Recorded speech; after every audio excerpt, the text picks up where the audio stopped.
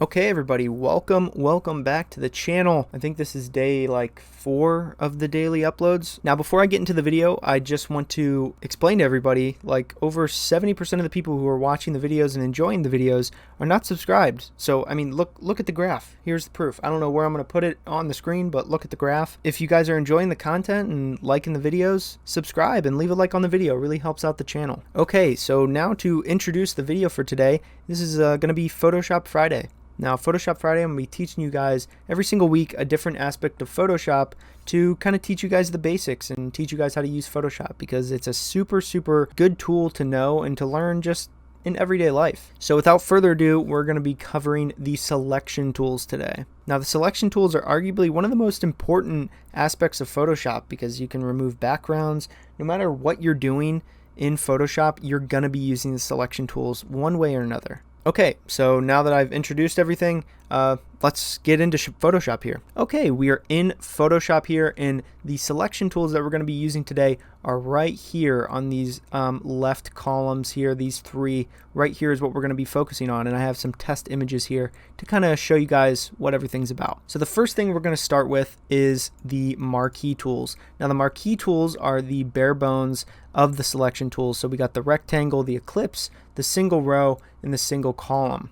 Now, what these tools do, basically we're going to switch to our first test image here of Tom Brady, and basically what they do is they select the image that you want to single out, and you can basically single out, let's just say you just want Tom Brady's face.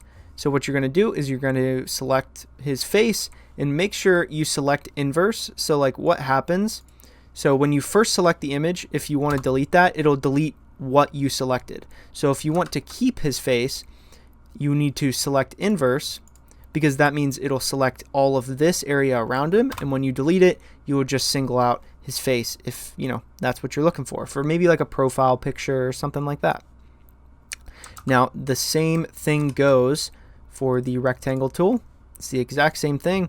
So I'm going to select inverse here and delete, and it'll just keep the rectangle. Pretty simple, pretty to the point. Now, if you are stuck with these little like marching ant things on your screen, you don't know how to get them away, just use Control D and or Command D if you're on Mac, and they will go away. Now, the same thing applies for the single row and the single column. It's pretty self-explanatory, so I don't think I really have to explain that. But now it gets a little bit more fun when you get into the lasso, polygon, and magnetic tools. This stuff's really cool. The lasso tool basically lets you freehand everything. So if you really want to have super good detail on something, you can use that tool to kind of make things a little more wacky, a little more curvy, or whether if you're doing fine detail for something. Now the polygon lasso tool here, basically, as the name entails, it makes straight lines, and you can make polygons out of the lasso tool, and you connect them at the end, and basically does the same thing but just in straight lines. Now the magnetic tool is a really useful tool, because with images like this that have a distinct background and a distinct foreground, it works really well.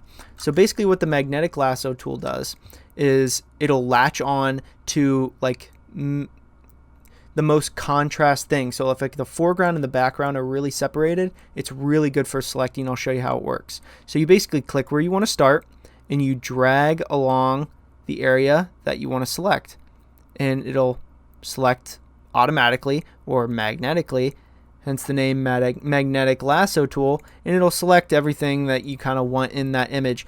Now I would do the whole thing if I were actually had time to do it for this video, but for the sake of the video, this is kind of what it does, and it'll perfectly, well, close to perfectly select everything. If you really want fine detail, you probably shouldn't use this method, but it's really good for just quick selections.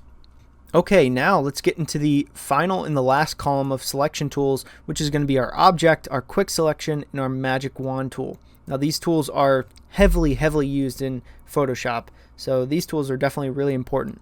Now the object selection tool is fairly new to Photoshop, and it's super useful for quick selections and easy selections, like I said, if you have a distinct background. So we're going to go back over to Tom here because it has a very distinct background and distinct foreground.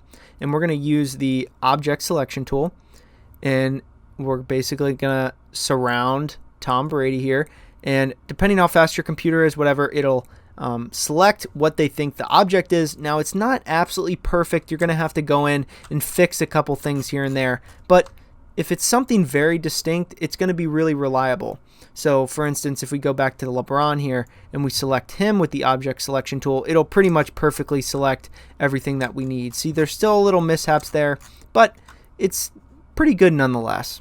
Now, getting into our quick selection tool right here, this basically makes it so it's kind of like the paintbrush tool, just with a selection.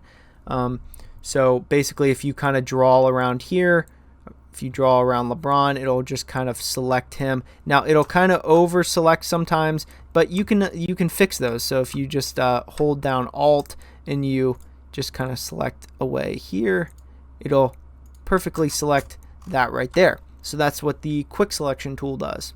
Now, last but certainly not least, probably one of the most popular tools in Photoshop that most like non-Photoshop users know this tool is the Magic Wand tool.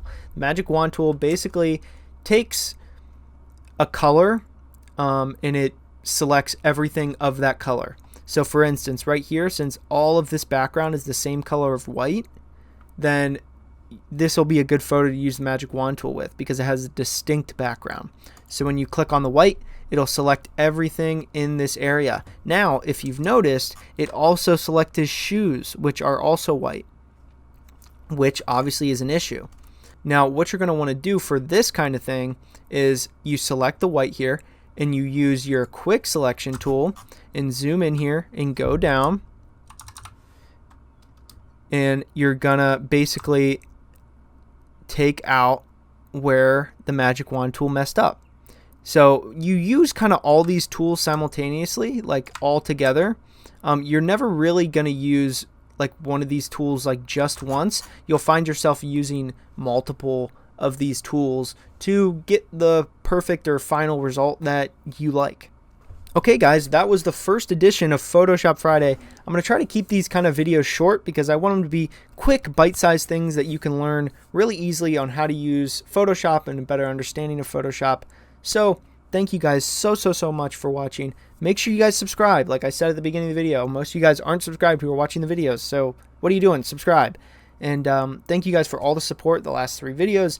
Like I said, daily uploads every single day. Make sure you tune in for all of them. I got a lot of cool ideas, exciting ideas coming up for the future videos.